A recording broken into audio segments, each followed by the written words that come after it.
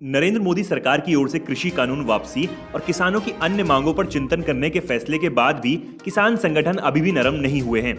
संयुक्त किसान मोर्चा ने ऐलान किया है कि 29 नवंबर को संसद में प्रस्तावित ट्रैक्टर रैली नहीं की जाएगी, लेकिन बगैर एमएसपी हम पीछे भी नहीं हटेंगे। 4 दिसंबर को फिर किसान बैठक करेंगे।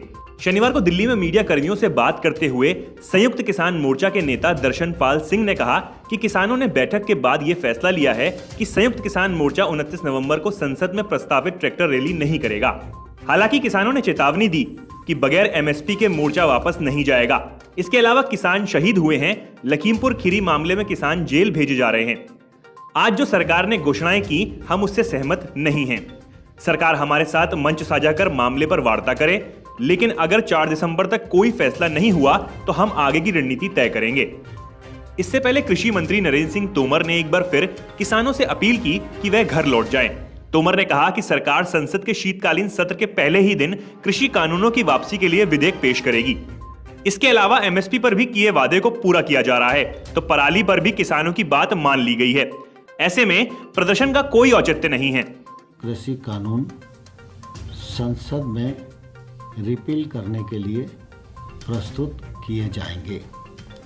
साथ ही प्रधानमंत्री जी ने जीरो बजट खेती, क्रॉप डाइवर्सिफिकेशन, एमएसपी को और प्रभावी, पारदर्शी बनाने जैसे विषयों पर विचार करने के लिए एक समिति बनाने की घोषणा की है। किसानों पर क्रिमिनल ऑफेंस से उन्हें मुक्त किया जाए, यह मांग भी की थी।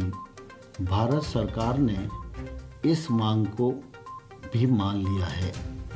जहां तक आंदोलन के दौरान केस रजिस्टर्ड का सवाल है, वह राज्य सरकार के अधिकार क्षेत्र का विषय है। मुआवजे का सवाल भी राज्य सरकारों के अधीन है। राज्य सरकारें अपने राज्य की नीति के अनुसार इस पर फैसला करेंगी। तीनों कृषि कानून रिपील करने के घोषणा के पश्चात मैं समझता हूं कि अब आंदोलन का कोई औचित्य नहीं बनता है।